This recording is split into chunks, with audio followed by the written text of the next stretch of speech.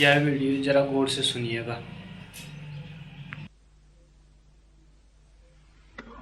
वृत्तयस्तु तदानीम्ना अप्रज्ञातात्मगोचरा स्मरणादनुमीयन्ते वृत्तितस्य समुत्थिता अनादाविह संसारे सञ्चिता कर्मकूटया अनेन विनयं यान्ति शुद्धो धर्मोऽभिवर्धते धर्ममेघमिमं प्राहुः समाधियोगवित्तमः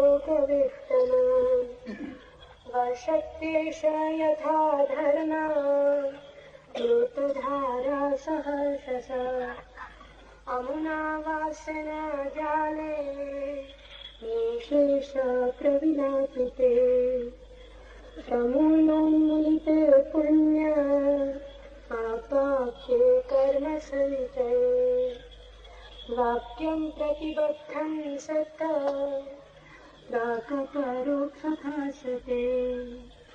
करामनवबोधं वा परोक्षं च सुयूयते।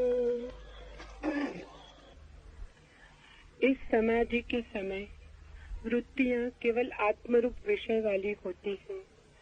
इससे जान नहीं पड़ती, पर समाधि में से उठे हुए साधक की वे उत्थान पाई हुई वृत्तियां स्मरण से अनुमान की जाती हैं। इस अनादि संसार में करोड़ों कर्म इकट्ठा कर लिए जाते हैं, पर इस समाधि द्वारा वे नष्ट हो जाते हैं और शुद्ध धर्म बढ़ते हैं।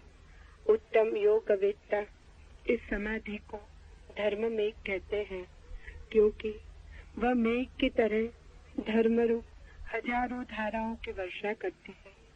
इस समाधि द्वारा वासनाओं का समूह पूर्णतः लय को प्राप्त होता है और पुण्य पाप नाम के कर्म का समूह जब जड़ से उखड़ जाता है, तब यह तत्वमसि वाक्य प्रथम परोक्ष ज्ञान रूप में प्रकाशित होता है और फिर हाथ में रहे आंवला की तरह उपरोक्ष ज्ञान को उत्पन्न करता है।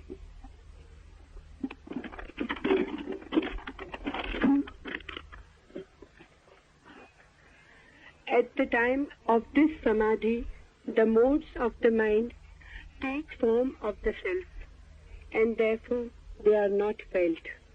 But after the meditator has come back from his samadhi, those modes which had disappeared are inferred through memory.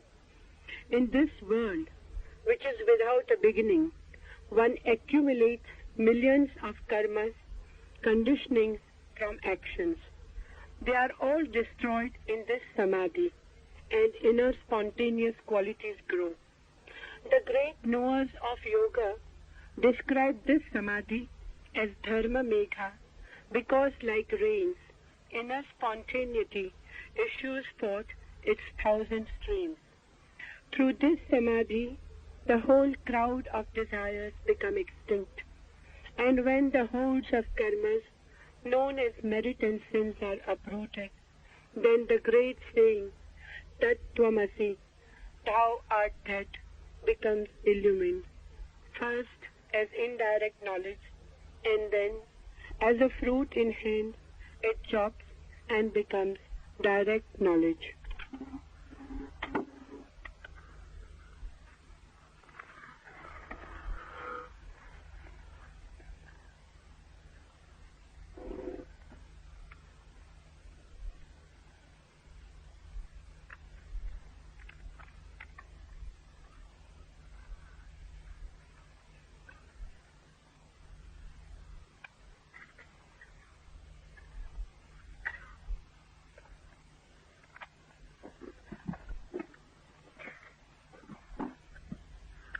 श्रवण, मनन, निधिध्यासन और समाधि, इन 4 चरणों के संबंध में सुबह हमने बात की। समाधि संसार का अंत और सत्य का प्रारंभ है। समाधि मन की मृत्यु और आत्मा का जन्म है। इस ओर से देखें तो समाधि अंतिम चरण है, उस ओर से देखें तो समाधि पहला चरण। श्रवण, मनन, निधिध्यासन, इनसे मन क्षीण होता चलता है, लीन होता चलता है, समाधि में पूरी तरह लीन हो जाता है। और जहां मन पूरी तरह लीन हो जाता है वहां उसका अनुभव शुरू होता है जो वस्तुतः हम हैं। इस समाधि के संबंध में ये सूत्र है और इस सूत्र में कुछ बहुत गहरी बातें हैं। समाधि के समय वृत्तियां केवल आत्मरूप विषय वाली होती हैं, इससे जान नहीं पड़ती, पर समाधि में से उठे हुए साधक की वे उत्थान पाई हुई वृत्तियां स्मरण से अनुमान की जाती हैं। ये पहली बात काफी ख्याल से समझ लें। जो साधना में लगे हैं उनके लिए आज नहीं कल काम की होगी। समाधि में कोई अनुभव नहीं होता, सुन के कठिनाई होगी। समाधि में कोई अनुभव हो भी नहीं सकता और समाधि परम अनुभव भी है। ये विरोधाभासी वक्तव्य है, उल्टा दिखाई पड़ता है, लेकिन कुछ कारण से उल्टा दिखाई पड़ता है। समाधि में परम आनंद का अनुभव होता है, लेकिन समाधि में डूबे हुए साधक को कोई भी पता नहीं चलता है, क्योंकि साधक और आनंद एक हो गए होते हैं। पता चलने के लिए दूरी नहीं रहती। हमें पता उन्हीं चीजों का चलता है जिनसे हम भिन्न हैं, अलग हैं, दूर हैं। समाधि में आनंद की जो प्रतीति होती है, जो अनुभव होता है, उसका कोई पता समाधि में नहीं चलता। जब साधक समाधि से वापस लौटता है तब अनुमान करता है कि आनंद हुआ था। पीछे से स्मरण करता है कि परम आनंद हुआ था, अमृत वर्षा था, जिए थे किसी और ढंग में और जीवन की कोई गहन स्थिति अनुभव की थी। ये पीछे से स्मरण आता है जब मन लौट आता है। इसे हम ऐसा समझें कि श्रवण, मनन, निधिध्यासन, समाधि, ये 4 सीढ़ियां हैं। इनसे साधक समाधि के द्वार पर जाके अनुभव करता है। अगर समाधि में ही साधक रह जाए और वापस न लौट सके तो अपने अनुभव को कभी भी न कह सकेगा। अपने अनुभव को बताने का फिर कोई उपाय नहीं है। लेकिन जो साधक समाधि को उपलब्ध हो जाता है वो वही का वही वापस कभी नहीं लौटता, नया ही होकर लौटता है। लौटकर सारे संबंध उसके मन से बदल जाते हैं, लेकिन लौटता है मन में। पहले जब मन में था तो गुलाम था मन का, कोई मालिकियत न थी अपनी।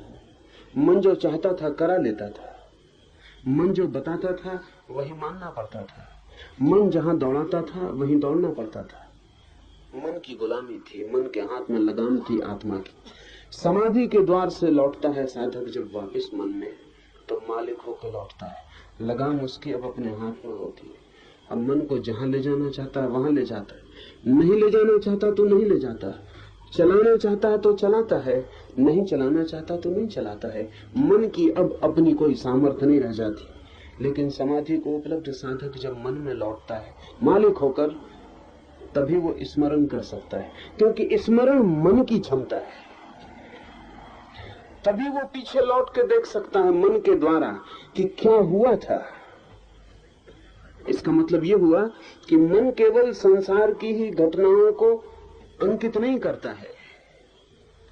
जब साधक समाधि में पहुंचता है और जो घट रहा होता है वो भी मन अंकित करता है। मन दोहरा दर्पण है, उसमें बाहर का जगत भी प्रतिबिंबित होता है, उसमें भीतर का जगत भी प्रतिबिंबित होता है।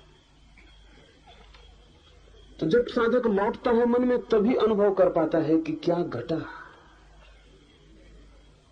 तो फिर वो 3 सीढ़ियों से लौटे तो ही अभिव्यक्ति कर सकता है।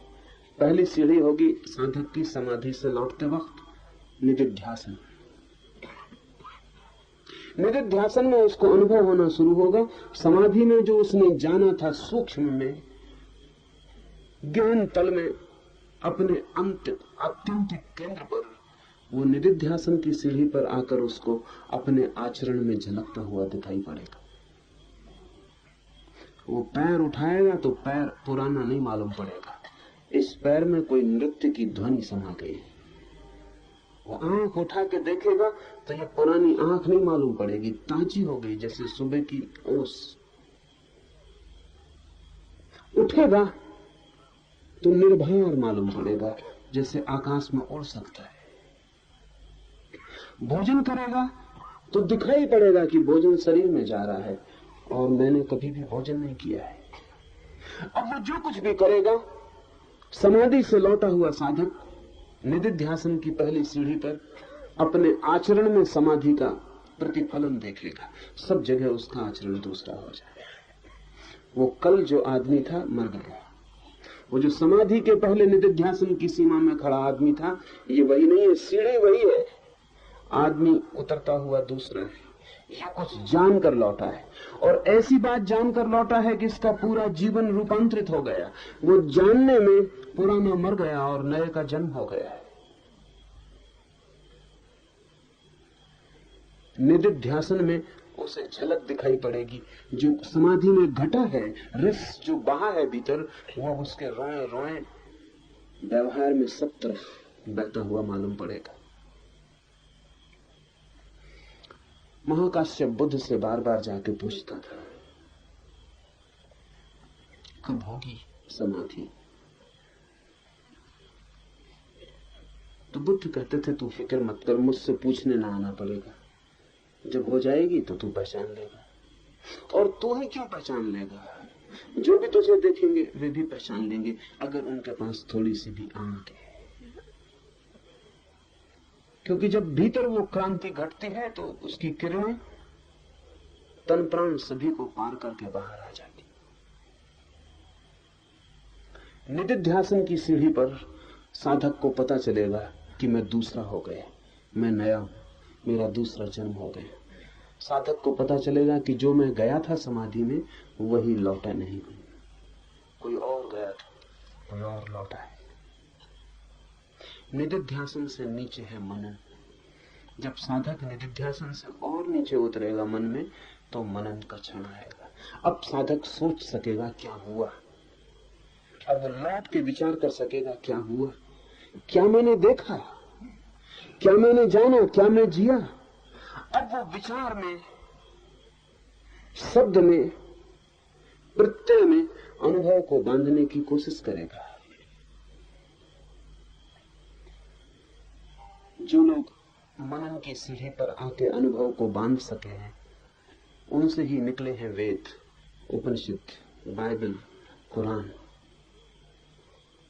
बहुत लोग समाधि तक गए, लेकिन जो जाना है उसे मनन तक वापस लौटाना बड़ा कठिन काम। ध्यान रखना, पहली यात्रा इतनी कठिन नहीं थी जो हमें बहुत कठिन मालूम पड़ रही है।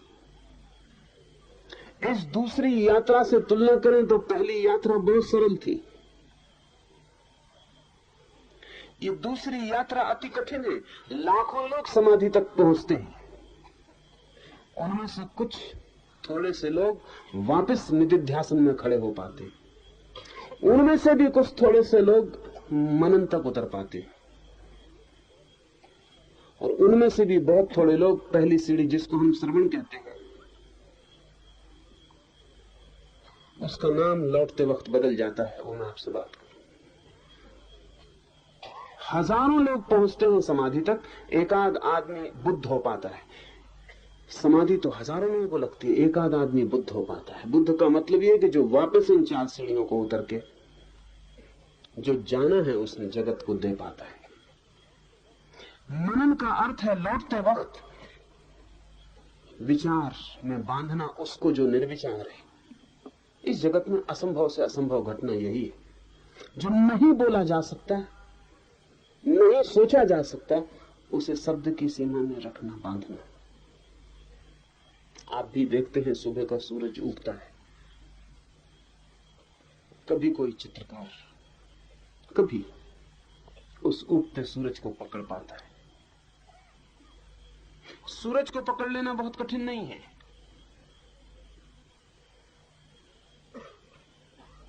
बहुत से चित्रकार बना लेंगे सूरज को, लेकिन उगते सूरज को पकड़ना कठिन है। वो जो उगने की घटना है, वो जो गुण है विकास का, वो जो उत्तरोत्तर बढ़ता हुआ है, वो भी चित्र में अंकित हो जाए और चित्र देख के ऐसा लगे कि सूरज अब बढ़ा आगे, अब उगा, अब उगा। वृक्ष को पकड़ लेना कठिन नहीं है, लेकिन जीवंतता को पकड़ लेना कठिन है। ऐसा लगे कि पत्ते अब हिल जाएंगे, हवा का जरा सा झोंका और फूल झड़ जाएंगे। वो बहुत कठिन है, वो बहुत कठिन है। और वही फर्क है फोटोग्राफी में और पेंटिंग में। फोटोग्राफी कितना ही पकड़ ले, मुर्दा ही पकड़ पाती है। कभी कोई पिकासो, कोई वैन गॉग, कोई सीज़न पकड़ पाता है, वो जो जीवंतता है उसको। मगर सूरज, पौधे, फूल आम जीवन के अनुभव हैं, इन्हें पकड़ा जा सकता है। समाधि असाधारण अनुभव है, करोड़ों करोड़ों में कभी एक आध को होता है। और वहां जो होता है, सारी इंद्रियां असमर्थ हो जाती है खबर देने में।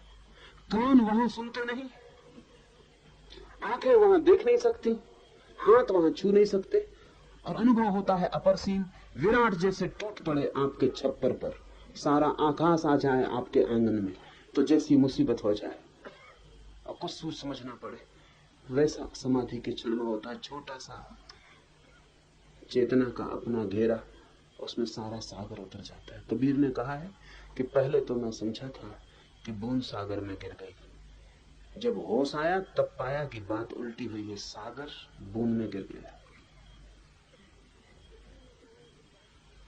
तो कबीर ने कहा है कि पहले तो सोचे थे कि कुछ ना कुछ बता ही देंगे लौटकर, वो भी कठिन मालूम पड़ा था। बूंद जब सागर में गिर जाएगी तो लौटेगी कैसे, वो भी कठिन मालूम पड़ा था। कठिन है ही। कबीर का वचन है, हेरत हेरत है सखी, रहया कबीर हिराई, बूंद समानी समुद्र में, सोकत हेरी जाए। वो जो गिर गई बूंद समुद्र में, अब उसे कैसे बाहर निकाले ताकि वो खबर दे सके कि क्या हुआ। ये तो कठिन था ही, लेकिन कबीर ने बाद में दूसरी पंक्तियां लिखी और पहली पंक्तियों को रद्द कर दिया और कहा कि भूल हो गई, जल्दी में, अनुभव नया था, ठीक से समझ ना पाए क्या हुआ, आदत पुरानी थी, उसकी वजह से उल्टा दिखाई पड़ गया। दूसरी पंक्तियां लिखी, हेरत हेरत है सखी, रहया कबीर हेराई, समुद्र समाना बूंद में, सोकत हेरी जाए। वो समुद्र जो है वो बूंद में समा गया है। बूंद को तो किसी तरह खोज भी लेते, समुद्र में गिर गई थी। तो ये उल्टा हो गया है, समुद्र पूरा का पूरा आकर बूंद में गिर गया है। अब इस बूंद को हम खोजने भी जाएं तो कहां जाएं, इस बूंद का कोई पता नहीं चल सकता।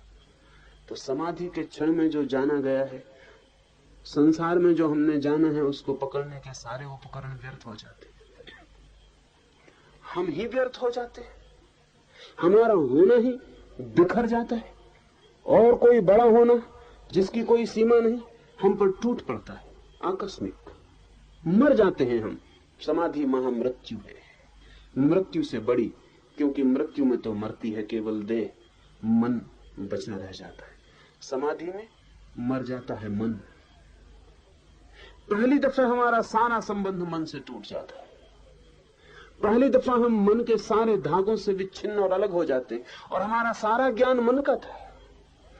इसलिए पहली दफा समाधि में हम परम अज्ञानी होकर खड़े होते हैं। इसे फिर से दोहरा दूं, समाधि में हमारा ज्ञान काम नहीं आता, क्योंकि ज्ञान सब सीखा था मन ने, वो मन रह गया बहुत पीछे, बहुत दूर।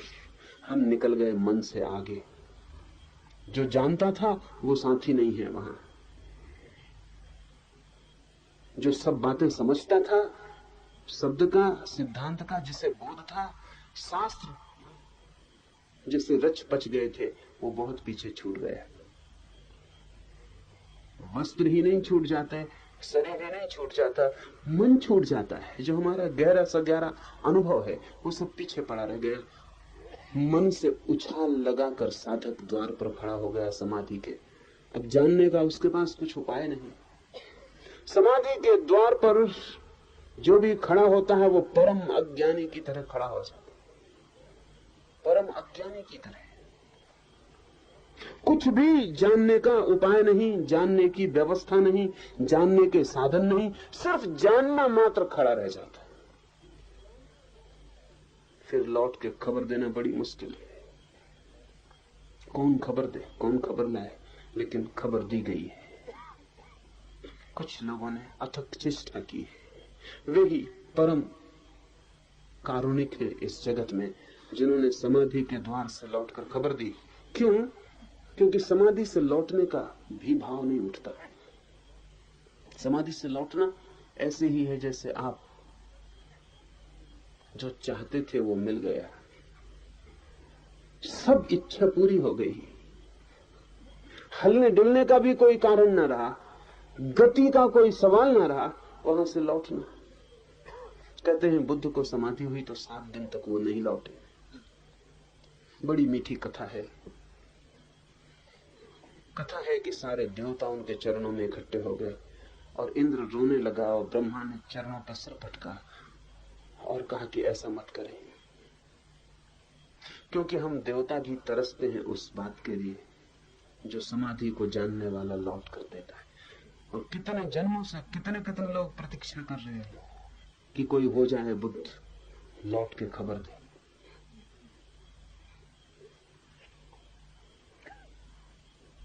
लौट के बोले, बताए जो जाना हो। आप चुप न रहे, आप बोले। लेकिन बुद्ध ने कहा, बोलने वाला नहीं रहा, बोलने की कोई इच्छा नहीं रही। और फिर जो देखा है वो बोला जा सकता है, ये खुद ही भरोसा नहीं आता, तो सुनने वाले क्या समझ सकेंगे।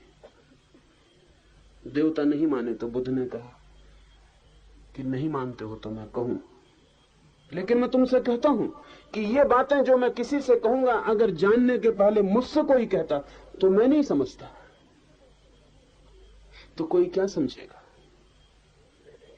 और फिर बुद्ध ने कहा, इस अनुभव से ये भी अनुभव आ गया है कि जो मेरी बात को समझ सकेंगे वो मेरे बिना भी वहां पहुंच सकते हैं, और जो मेरी बात नहीं समझ सकेंगे उनके सामने सिर धुनने से कुछ बहुत प्रयोजन नहीं है। लेकिन देवताओं ने एक बड़ी मीठी दलील थी और उन्होंने कहा, हम जानते हैं ये बात सच है कि जो लोग समझ सकेंगे वे वही लोग हैं जो किनारे पर ही खड़े हैं, जो आपकी आवाज सुन ले। एक कदम का फासला है, वे आपके बिना भी किसी न किसी तरह एक कदम पार कर जाएंगे। नहीं, उनके लिए हम नहीं कहते कि आप बोले। और ये भी हम मानते हैं कि ऐसे भी लोग हैं जो एक कदम भी नहीं चले हैं, उन तक आपकी आवाज भी नहीं पहुंचेगी, वो समझेंगे भी नहीं, उनके लिए भी हम नहीं कहते हैं कि आप बोले। पर ऐसे भी लोग हैं जो दोनों के बीच में, जो आप न बोलेंगे तो शायद न समझ सकेंगे, जो आप बोलेंगे तो शायद समझ सकते हैं। शायद ही देवताओं ने कहा, लेकिन उन्होंने एक बात और बुद्ध को कही कि ये जो शायद है, समझ ले शायद न समझे। अगर आप न बोले और एक भी समझ सकता व्यक्ति वो अगर इस कारण चूक गया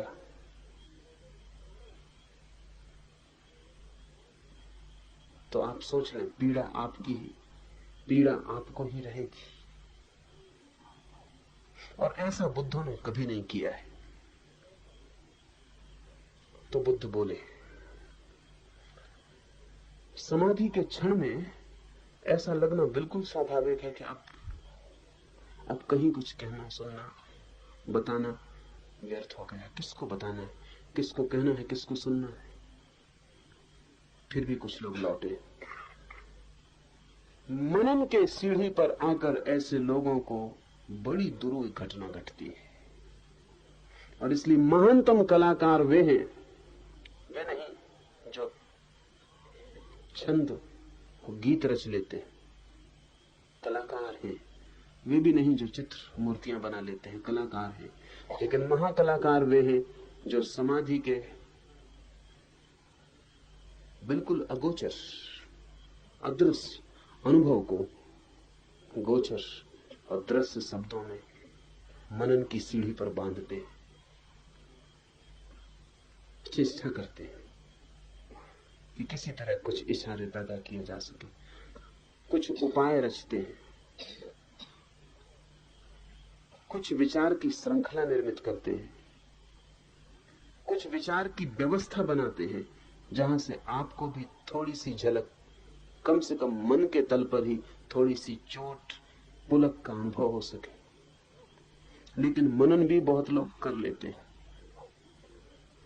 वो आखिरी सीढ़ी जो है, जैसे हमने पहली दफे जाते वक्त श्रवण कहा था, वही सीढ़ी लौटते वक्त प्रवचन बन जाती। वही सीढ़ी सुनना, बोलना, जाते वक्त जो सुनना था, राइट लिसनिंग थी, ठीक ठीक सुनना था, श्रवण था। लौटते वक्त वही राइट स्पीकिंग, ठीक ठीक बोलना बन जाता है। और ध्यान रहे, पहली सीढ़ी पर होता है शिष्य और इस लौटती हुई आखिरी सीढ़ी पर होता है गुरु। और इन दोनों के बीच जो मिलन है वो उपनिषद है, जहां सुनने वाला ठीक ठीक मौजूद है और जहां बोलने वाला ठीक ठीक मौजूद है। इन दोनों के बीच जो मिलन की घटना है वो उपनिषद है। उपनिषद शब्द का अर्थ है गुरु के पास रहकर जिसे जाना, गुरु के पास बैठकर जिसे सुना, पास होकर जो अनुभव में आया, निकटता में जिसकी ध्वनि मिली, सामीप्य में जिसका स्पर्श हुआ। उपनिषद का अर्थ है पास बैठकर, पास होकर, निकटता पाके। तो शिष्य हो कान सुनना और गुरु रह जाए सिर्फ वाणी, सुनने वाला ना हो, बोलने वाला ना हो। यहां हो सिर्फ वाणी, वहां हो सिर्फ सुनने की क्षमता, तब उपनिषद घटता है। ये सूत्र कहता है समाधि में वृत्तियां केवल आत्मरूप विषय वाली होती हैं। आनंद का अनुभव हो, मौन का अनुभव हो, शांति का अनुभव हो, शून्य का अनुभव हो, मुक्ति का अनुभव हो, लेकिन ये कोई अनुभव समाधि में सीधे पकड़े नहीं जा सकते। इससे जान नहीं पड़ती, ये वृत्तियां जान नहीं पड़ती हैं। पर समाधि में से उठे हुए साधक की वे उत्थान पाई हुई वृत्तियां इस स्मरण से अनुमान की जाती। तो बुद्ध भी ऐसा नहीं कह सकते कि ऐसा ही है समाधि में, वो भी इतना ही कहते हैं ऐसा मेरा अनुमान है कि समाधि में ऐसा है। इसलिए महावीर तो अपनी वाणी में स्यात लगाकर ही बोलते हैं। वो कहते हैं स्यात वहां आनंद है। इससे कुछ कोई ये ना समझ ले कि महावीर को पता नहीं है। वाणी से ऐसी लगता है कि महावीर भी अगर कहते हैं कि स्यात, तो इनको भी संदेह है। कुछ संदेह के कारण नहीं, अत्यंत सत्यनिष्ठा के कारण। महावीर की सत्यनिष्ठा इतनी अछूती और इतनी कुंवारी है कि वैसी सत्यनिष्ठा खोजनी मुश्किल है। तो महावीर ये कहते हैं कि जिस मन से मैं अब ये जान रहा हूं वो मन वहां मौजूद नहीं था, ये दूर से मौजूद न था। मन चश्मदीद गवाह नहीं, दूर था। अनुमान किया है इसने, इन्फर किया है, सोचा है।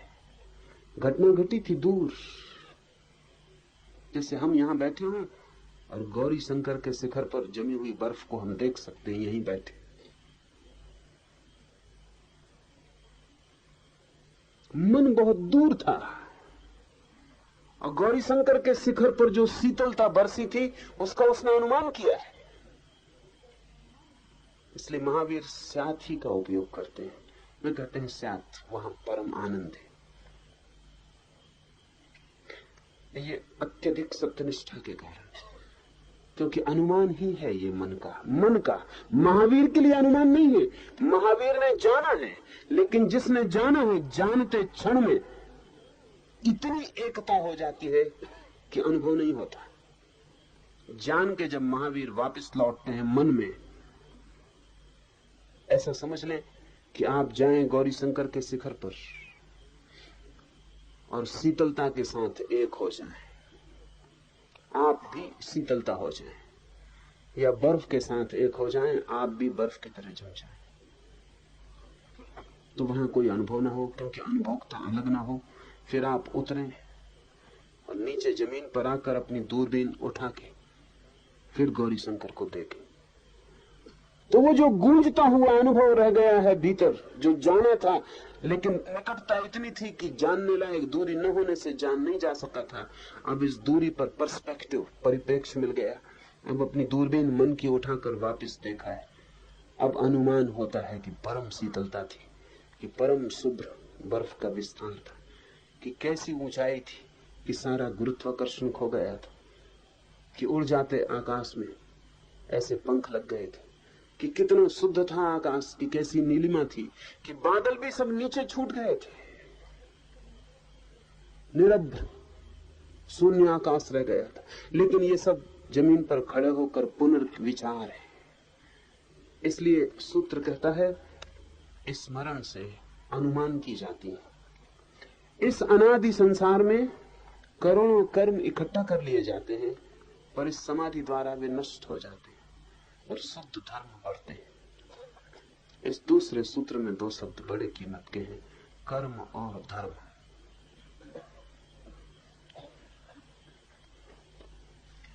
जो हम करते हैं वो कर्म है, और जो हम हैं वो धर्म है। धर्म का अर्थ है हमारा स्वभाव, और कर्म का अर्थ है जो हम करते हैं। कर्म का अर्थ है हमारा स्वभाव अपने से बाहर जाता है। कर्म का अर्थ है हम अपने से बाहर जगत में उतरते हैं। कर्म का अर्थ है हम अपने से अतिरिक्त किसी दूसरे से जुड़ते हैं। स्वभाव का अर्थ है दूसरे से पृथक, जगत में बिना गए जो मैं हूं।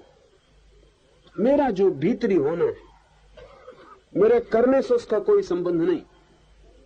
मैं क्या करता हूं इससे वो निर्मित नहीं होता, वो मेरे सब करने के पहले मौजूद है, वो जो मेरा स्वभाव है। कर्म में भूल हो सकती है, धर्म में कोई भूल नहीं होती। कर्म में चूक हो सकती है, धर्म में कोई चूक नहीं होती। ध्यान रखना, धर्म का अर्थ यहां मजहब या रिलीजन नहीं, यहां धर्म का अर्थ है गुण, स्वभाव। वो जो हमारा आंतरिक स्वभाव है, हमारा होना है, बीइंग है। तो हम जितने कर्म करते हैं उतना ही आच्छादित होता चला जाता है स्वभाव।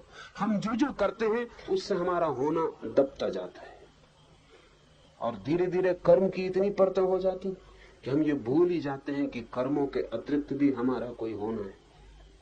अगर कोई आपसे पूछे आप कौन है, तो आप जो भी उत्तर देते हैं वो कर्मों के बाबत है, आपके धर्म के बाबत नहीं।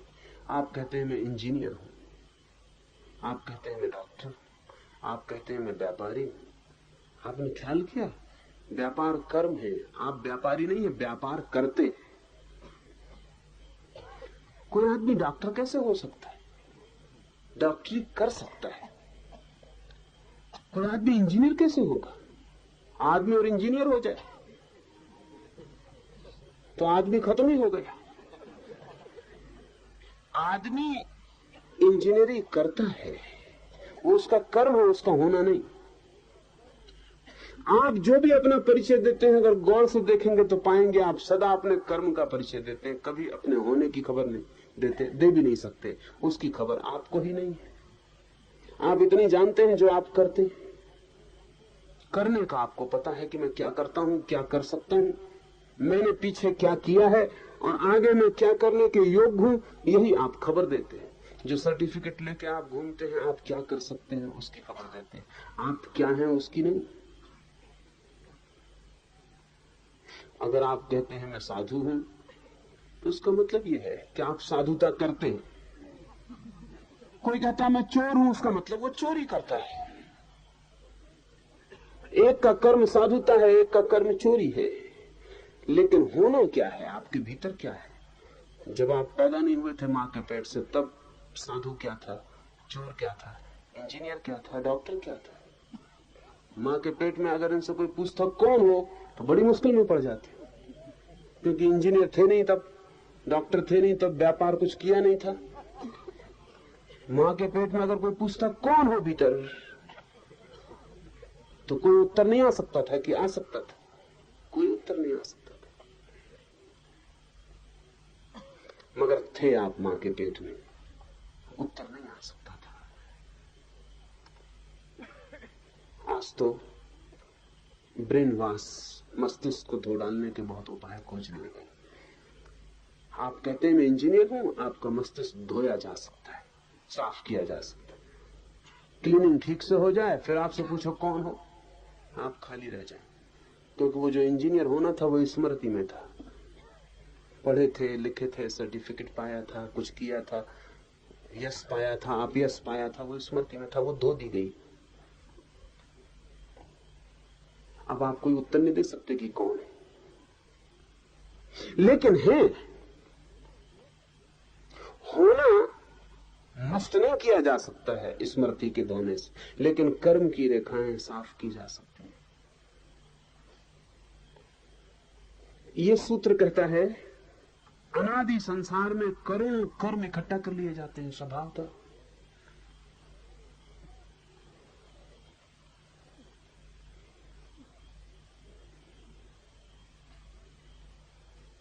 प्रतिदिन प्रतिपल कर्म इकट्ठे किए जा रहे हैं।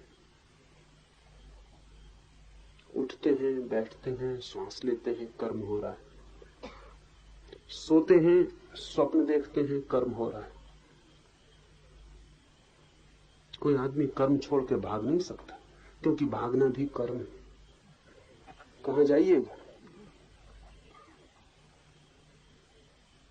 जंगल में बैठ जाएंगे, जाके बैठना भी कर्म। आंख बंद कर लेंगे, आंख बंद करना भी कर्म। कुछ भी करिए, जहां करना है वहां कर्म है। तो प्रतिपल न मालूम कितने कर्म किए जा रहे हैं, वो उनकी छाया, उनकी स्मृति, उनकी रेखा, उनका संस्कार भीतर छूटता जा रहा है। जो भी आप कर रहे हैं वो आपके होने पर इकट्ठा होता जा रहा है।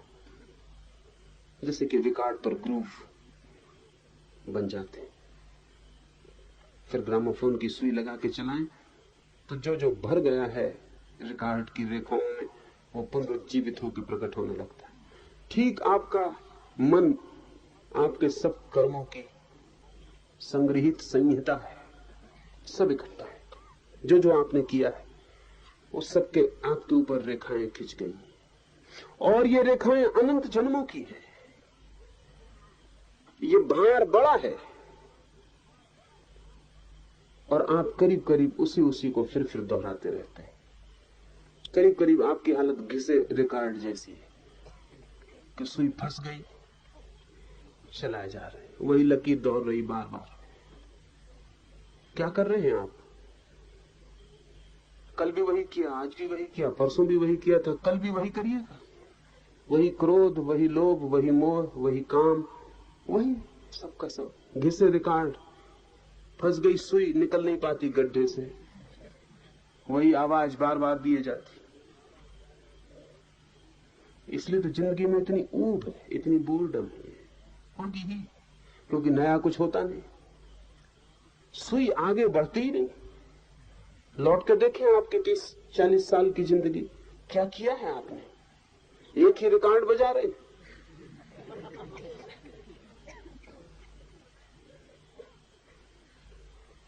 वही रोज दोहरता जाता है, पुनरुक्त होता चला जाता है।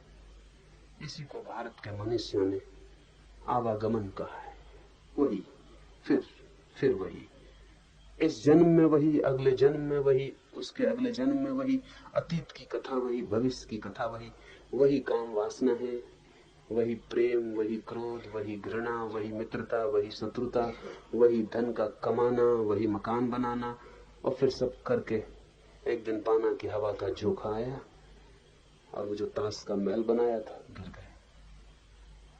मगर जैसे बच्चे तत्काल फिर से पत्तों को इकट्ठा करके मकान बनाने लगते, वैसे ही हम फिर तत्काल नया जन्म लेकर फिर पत्तों का मकान बनाने में लग जाते। अब की दफा और मजबूत बनाने की कोशिश करते, मगर मकान वही है, ढांचा वही है, मन वही है। फिर हम वही कर लेते हैं और फिर उसी तरह अस्त होते रहते हैं। ये सूरज ही नहीं है जो रोज सांझ डूब के सुबह फिर उगाता है, आप भी ऐसे ही डूबते उगते रहते। एक वर्तुलाकार है, एक व्हील।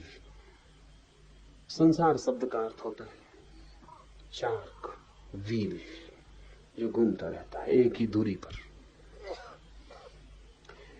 ये जो अनंत अनंत कर्म इकट्ठे कर लिए जाते हैं, इस समाधि के द्वारा नष्ट हो जाते हैं। ये थोड़ा समझने जैसा है, क्योंकि अनेक लोग सोचते हैं कि अगर कर्म बुरे इकट्ठे हो गए हैं तो अच्छे कर्म करके उनको नष्ट कर दें। वो गलती नहीं है। बुरे कर्मों को अच्छे कर्म करके नष्ट नहीं किया जा सकता। बुरे कर्म बने रहेंगे और अच्छे कर्म और इकट्ठे हो जाएंगे, बस इतना ही होगा। वो काटते नहीं है एक दूसरे को, काटने का कोई उपाय नहीं। एक आदमी ने चोरी की, फिर वो पछताया और साधु हो गया, तो साधु होने से वो चोरी का कर्म और उसके जो संस्कार उसके भीतर पड़े थे वो कटते नहीं। कटने का कोई उपाय नहीं। साधु होने का अलग कर्म बनता है, अलग रेखा बनती है। चोर की रेखा पर से साधु की रेखा गुजरती ही नहीं। चोर से साधु का क्या लेना देना? आप चोर थे, आपने एक तरह की रेखाएं खींची थी, आप साधु हुए, ये रेखाएं उसी स्थान पर नहीं खींचती जहां चोर की रेखाएं खींची थी। क्योंकि साधु होना मन के दूसरे कोने से होता है, चोर होना मन के दूसरे कोने से होता है। तो होता क्या है, आपके चोर होने की रेखा पर साधु होने की रेखाएं और आच्छादित हो जाती, कुछ कटता नहीं। तो चोर के ऊपर साधु सवार हो जाता है, बस उसका मतलब चोर साधु, ऐसा आदमी पैदा होता है।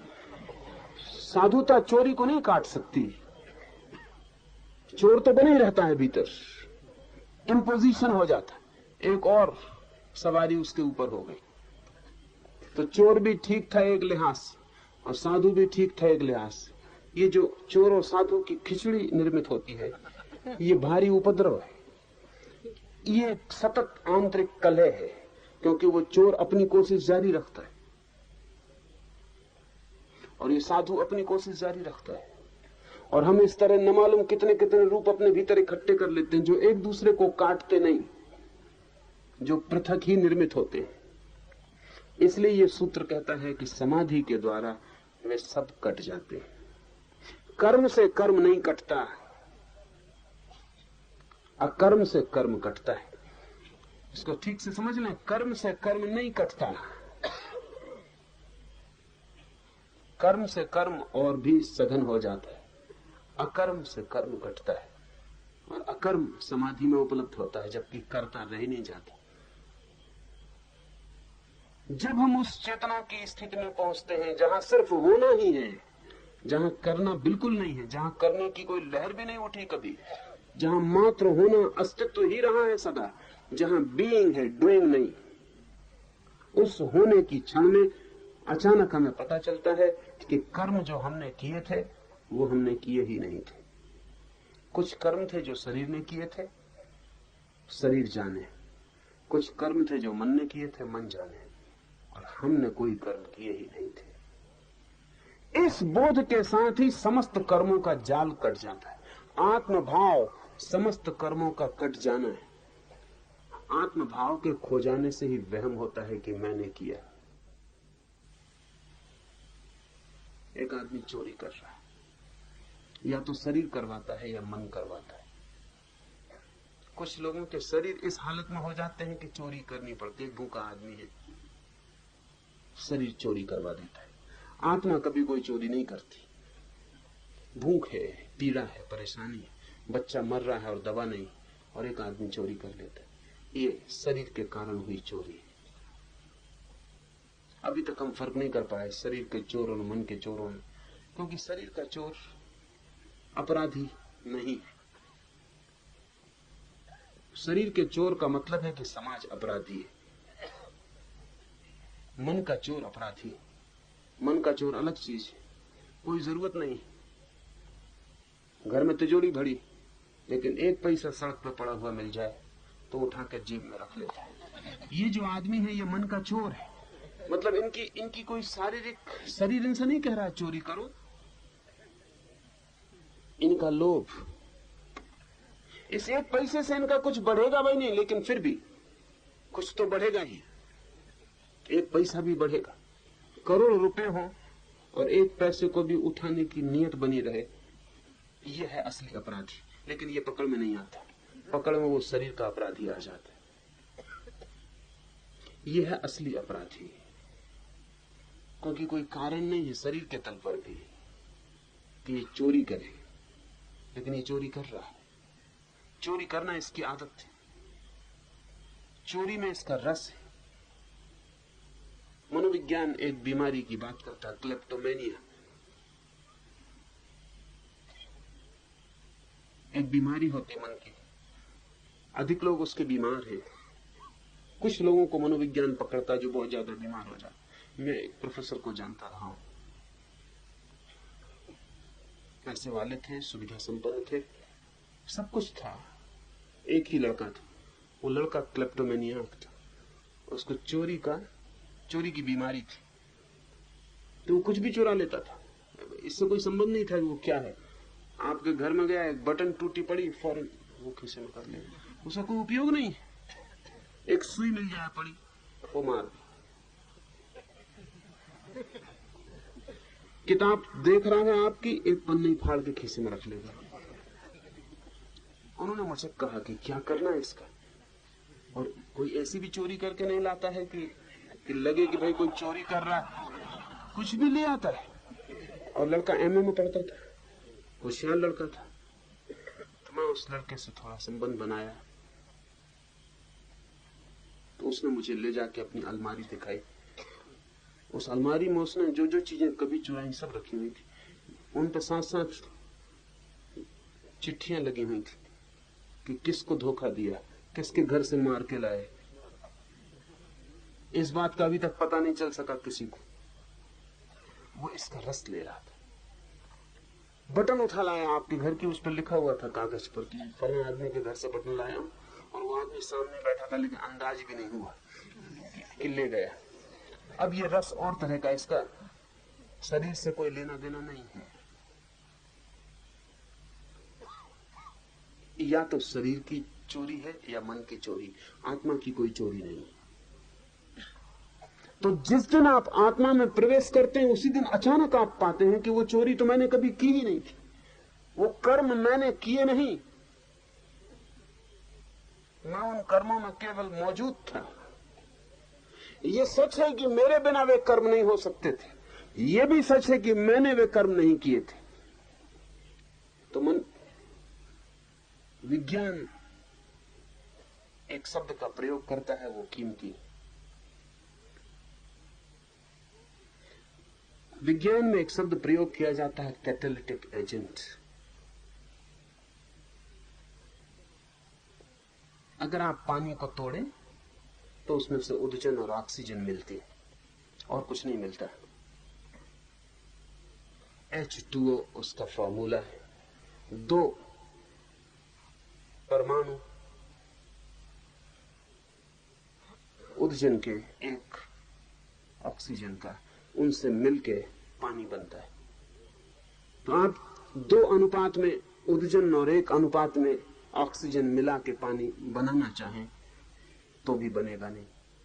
ये बड़े मजे की बात है। अगर पानी को तोड़े तो 2 अनुपात उदजन, 1 अनुपात ऑक्सीजन मिलती है। स्वभावतः अगर आप 2 अनुपात ओजोन और 1 अनुपात ऑक्सीजन को मिलाएं तो पानी बनना चाहिए, लेकिन पानी बनता नहीं। तो एक और चीज है जिसकी मौजूदगी की जरूरत पड़ती है, वो भीतर प्रवेश नहीं करती लेकिन सिर्फ उसकी मौजूदगी में घटना घटती है, वो है बिजली। इसलिए आकाश में जब बिजली चमकती है वो कैटालिटिक एजेंट है, उसकी वजह से पानी बनता है। जब बिजली चमकती है उसकी मौजूदगी जरूरी है, वो कुछ करती नहीं, वो पानी में प्रवेश नहीं होती। हाइड्रोजन और ऑक्सीजन को आप रख दें और बीच में बिजली कौंधा दें, पानी बन जाएगा। फिर पानी को तोड़ें तो बिजली नहीं निकलेगी, सिर्फ हाइड्रोजन और ऑक्सीजन निकलेगी। उसका मतलब यह हुआ कि बिजली भीतर प्रवेश नहीं करती पानी के निर्माण में, लेकिन पानी निर्मित नहीं हो सकता बिजली की बिना मौजूदगी के। इस खास घटना को विज्ञान कहता है कैटालिटिक एजेंट। ऐसी उपस्थिति जिसके बिना घटना नहीं घटेगी, फिर भी वो वस्तु घटना में भीतर प्रवेश नहीं करती। तो आप चोरी नहीं कर सकते हैं बिना आत्मा के। आत्मा कैटालिटिक एजेंट, उसकी मौजूदगी जरूरी। शरीर अकेला, लाश कहीं कोई चोरी करने नहीं जाती। लाश के खीसे में भी पैसा रख दे तो भी हम उसको चोरी नहीं कहेंगे। लाश का चोरी से क्या संबंध, क्योंकि लाश कर्म ही नहीं कर सकती। अकेला मन भी चोरी करने नहीं जाता। अकेला मन कितने सोचे चोरी नहीं कर सकता, और अगर भीतर आत्मा ना हो तो सोच भी नहीं सकता। आत्मा की मौजूदगी जरूरी है, तब चोरी घटती है। लेकिन फिर भी जिस दिन आदमी आत्मा में पहुंचता है उस दिन पाता है कि मौजूदगी में घटी थी, लेकिन आत्मा चोरी में प्रवेश नहीं की। आत्मा सिर्फ मौजूद थी। उसकी मौजूदगी इतनी शक्तिशाली है कि घटनाएं घटनी शुरू हो जाती। एक चुंबक पड़ा है, लोहे के टुकड़े खींच रहे हैं। आपसे आज सोचते होंगे चुंबक खींच रहा है, तो आप गलती में। चुंबक का होना ही काफी है, चुंबक को खींचना नहीं पड़ता। खींचने के लिए कोई प्रयास नहीं करना पड़ता, कोई अस्थि मांसपेशियां सिकुड़नी नहीं पड़ती कि खींचो। चुंबक को कुछ पता ही नहीं चलता कि चुंबक का होना ही लोहे के टुकड़े खींचना शुरू हो जाते। आत्मा की मौजूदगी और कर्म शुरू हो जाते। शरीर सक्रिय हो जाता है, मन सक्रिय हो जाता है, कर्म की यात्रा शुरू हो जाती है। जिस दिन आप इस आत्मा में पुनः प्रवेश करते हैं समाधि में, उस दिन सारे कर्म से छुटकारा हो जाता है। इसलिए नहीं कि वो उन्होंने आपको बांधा था, बल्कि इसलिए कि उन्होंने कभी बांधा ही नहीं था और आप अपने तक कभी पहुंचे नहीं थे कि समझ पाते कि मैं अनबंधा हूं। ये जो उपनिषद की दृष्टि है, एक अर्थ में बड़ी नीति विरुद्ध है, और इसलिए उपनिषदों का बड़ा विरोध भीतर गहरे मन में रहा है। जो भी नीतिवादी है वो कहेगा कि बुरे कर्म को अच्छे कर्म से काटो, अच्छे कर्म करो, बुरे कर्म मत करो। उपनिषद कहते हैं कर्म करते हो यही बुरा है। अच्छा करते हो कि बुरा करते हो तो गौण बात है। कर्म करने का तुम्हें ख्याल है, तुम करता हो, बस यही बुराई। तो बुराई दो तरह की है, बुरी बुराई, अच्छी बुराई, बाकी दोनों बुराई है। क्योंकि तुम कर्म करते हो यही भ्रांति है। तुम सिर्फ मौजूद हो और कर्म हो रहा है, तुम्हारी मौजूदगी में कर्म हो रहा है, तुम सिर्फ साक्षी हो, कर्ता नहीं हो।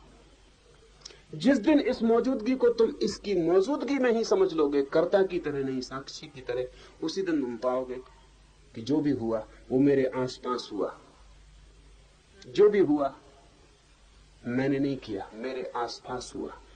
वो घटना घटी थी, मेरे पास घटी थी, लेकिन मैं फिर भी अछूता और दूर रह गया। रात जैसे आप स्वप्न देखते हैं और सुबह जाग के कहते हैं स्वप्न घटा, और आप अछूते रह जाते। स्वप्न में हो सकता है चोरी की हो, और स्वप्न में यह भी हो सकता है कि जेल खाने में चले गए। स्वप्न में यह भी हो सकता है रुष्वत दे के बच गए हो, जेल खाने न गए हो। स्वप्न में कुछ भी हो सकता है, लेकिन सुबह जब आप जागते हैं तो स्वप्न ऐसे ही तिरोहित हो जाता है जैसे हुआ ही ना हो। सुबह उठ के आप अपने को चोर अनुभव नहीं करते, लेकिन क्या कभी आपने ख्याल किया आपके बिना स्वप्न हो सकता था? आप थे तो ही स्वप्न हो सका। आप न होते तो मुर्दे को, लाश को सपने नहीं आता। आप थे तो स्वप्न घटा, आपकी मौजूदगी जरूरी थी, फिर भी सुबह उठ के आप ऐसा अनुभव नहीं करते कि आप क्या करें, रात चोरी कर ली, व्रत करें, उपवास करें, कोई दान त्याग करें, क्या करें, कुछ भी अनुभव नहीं करते। जागने के बाद 2 मिनट से ज्यादा स्वप्न याद भी नहीं रहता, खो जाता है धुएं की रेखा की तरह। ठीक समाधि की स्थिति में पूरा जीवन स्वप्नवत मालूम होता है। जो जो जिया, एक जीवन ने अनंत जीवन में जो जो जिया, समाधि की अवस्था में पहुंचते ही जैसे आप सुबह नींद से जागने में पहुंचते हैं, ऐसे ही इस तथाकथित जागने से जब आप समाधि में पहुंचते हैं, तब पीछे का सारा वर्तुल सब धुआं स्वप्न हो जाता है। समाधि में पहुंचा हुआ पहली दफा जानता है मैं सिर्फ हूं, कर्म मेरे पास घटे स्वप्न जैसे, और उनकी जरा भी चिंता और पश्चाताप नहीं रह जाता। न उनकी कोई आत्म प्रशंसा और आत्म स्तुति रह जाती कि मैंने कैसे बड़े बड़े कर्म किए, कि मैंने कैसे छोटे छोटे कर्म किए, नहीं, वो सब खो जाते। रात सपने में आप सम्राट थे, कि रात सपने में आप एक परम सन्यासी थे, कि रात सपने में चोर हत्यारे थे, सुबह चाय पीते वक्त स्वाद में तीनों बातों से कोई फर्क नहीं पड़ता, तीनों व्यर्थ हो जाते। सुबह ऐसा नहीं कि सम्राट रहे, रात तो बड़ी अकड़ से चाय पी रहे, सपने के सपने, कि रात चोर रहे, बेईमान रहे, हत्या की, तो चाय में बिल्कुल स्वाद नहीं आ रहा, बड़ा अपराधी मन, तिक्त तिक्त मालूम हो रही। कि रात साधु रहे तो कैसे चाय पिए, ऐसा भी सुबह नहीं होता। रात भर साधु रहे और सुबह से चाय पी रहे हैं, कैसा जघन्य कृत्य। नहीं, सुबह आप जब चाय पीते हैं तब सपने सब खो गए। सुना है मैंने, बड़ा फकीर था जापान में, रिंझाए, एक सुबह उठा और अपने एक शिष्य से, जैसे वो उठा उसका शिष्य पास खड़ा था, उससे उसने कहा कि रात मैंने एक सपना देखा है, तुम व्याख्या करोगे तो मैं सपना बोलूं। उसका शिष्य ने कहा 2 मिनट रुके, जरा मैं हाथ मुंह धोने के लिए आपके लिए पानी ले आऊं। वो हाथ मुंह धोने के लिए पानी ले आया, रिंझाई ने हाथ मुंह धो लिया, मुस्कुराया। तब तक एक दूसरा शिष्य आ गया। रिंझाई ने कहा कि मैंने रात एक सपना देखा, मैं इस नंबर 1 के शिष्य को कहने जा रहा था कि बताऊं तुझे सपना, तू व्याख्या करेगा, लेकिन मेरे बताए इसने व्याख्या कर दी, तुझे बताऊं? उसने कहा रुके, जरा एक गर्म चाय की प्याली ले आऊं, फिर हो जाए। चाय की प्याली पी के रिंझाई हंसा और कहा कि मैं खुश हूं, अब कोई सपना बताने की जरूरत नहीं। तीसरा एक व्यक्ति मौजूद सब ये देख रहा था, ना समझी की हद हो गई। उसने कहा भी सीमा की भी कोई बातें होती, वो सपना बताया ही नहीं गया है, व्याख्याएं भी हो चुकी हैं और सब हल भी हो गया। उसने कहा कि महाराज कम से कम सपने का तो पता चल जाए, सपना क्या था। रिंझाई ने कहा कि इनकी परीक्षा कर रहा था, अगर ये आज सपने की व्याख्या करने की तैयारी दिखाते तो इन्हें मैं बाहर कर देता आश्रम के। सपने की कोई व्याख्या करनी होती, सपने ही था, बात खत्म हो गई। इसने ठीक किया, इसने कहा कि अभी भी कुछ सपने की मदहोशी बाकी है, जरा हाथ मुंह धो लो। इस दूसरे ने भी ठीक ही किया कि मालूम होता हाथ मुंह धोने से भी काम नहीं हुआ, सपना अभी भी कुछ धूमिल धूमिल सरक रहा है, जरा गरम गरम चाय पी लो, फिर जरा जाग जाओ, यही सपने की व्याख्या है। सपने की कोई और व्याख्या हो सकती, जाग जाओ, सपना व्यर्थ हो जाता है, व्याख्या क्या करनी है। व्यर्थ की तो कोई व्याख्या नहीं करता है। समाधि में जिनको हमने बड़े बड़े कर्म, छोटे कर्म, अच्छे कर्म, बुरे कर्म, कितने कितने बांटे थे, विभाजन किए थे, नीति और अनीति, सदाचार और अनाचार, सब के सब बेमानी हो जाते, व्यर्थ हो जाते। जाग कर समाधि में पता चलता है कि एक बड़ा स्वप्न था, लंबा, अनंतकालीन, अनादि, लेकिन स्वप्न था और मैं सिर्फ मौजूद था, मैं प्रविष्ट नहीं हुआ था, बाहर ही खड़ा था। इसलिए सब कट जाता है कर्म और धर्म का उदय होता है। जब कर्म कट जाता है, जो हम करते थे वो कट जाता है, तब हमें पता चलता है जो हम हैं, जो हमारा होना है, स्वभाव है। स्वभाव है धर्म, उत्तम योगवेता इस समाधि को धर्म मेघ कहते हैं, क्योंकि वह मेघ की तरह धर्म रूप हजार धाराओं की वर्षा करती है। धर्म मेघ बड़ा प्यारा शब्द है। मेघ तो हमने देखे, आषाढ़ आता है और मेघ गिर जाते हैं आकाश में, लेकिन पूरी घटना का हमें ख्याल नहीं है। वो जो आकाश में मेघ गिर जाते हैं आषाढ़ में और मोर नाचने लगते हैं और जमीन जगह जगह दरारें बन जाती है, ओट खोल देती है, अपने हृदय तक पानी की बूंदों को पी जाने के लिए अपने द्वार तोड़ देती है सब तरफ से।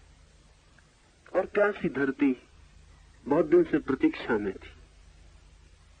प्यासे वृक्ष तड़फ रहे थे मछलियों की तरह, जैसे रेत में किसी ने उनको फेंक दिया। फिर गिरते हैं बादल और फिर काले मेघों की छाया में वर्षा शुरू हो जाती और एक नृत्य सारी प्रकृति पर और एक गीत सारी प्रकृति पर छा जाता है। धर्म मेघ ऐसी ही आषाढ़ की भीतर घटी घटना है, ऐसी कि जन्मों जन्मों से प्राण प्यासे थे, दरारें पड़ गई थी, कोई प्यास बुझाने वाला पानी न मिला था। पीते थे पानी, उससे प्यास केवल बढ़ती थी, बुझती नहीं थी। बहुत पानी पिए और बहुत घाटों की यात्रा की और न मालूम क्या क्या खोजा और पकड़ा, लेकिन सब बार आशा निराशा हुई, हाथ कुछ लगा नहीं। वो धरती पूरे प्राणों की फटी प्यासी अभिप्सा से भरी। समाधि के क्षण में पहली दफा उसके ऊपर मेघ फिरते हैं। समाधि के क्षण में पहली दफा आषाढ़ आता है भीतर।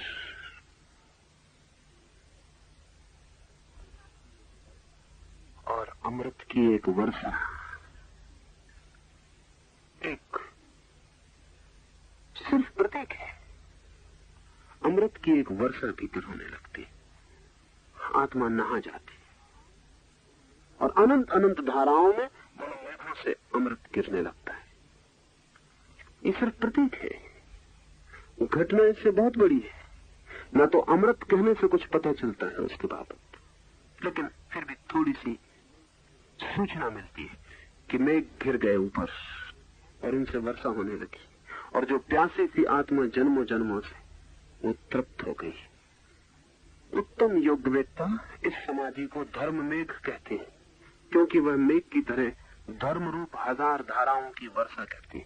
लेकिन धर्म मेघ क्यों कहते हैं? क्योंकि स्वभाव की वर्षा पहली दफा स्वयं पर होती। धर्म यानी स्वभाव। अब तक जो भी जाना प्रभाव था,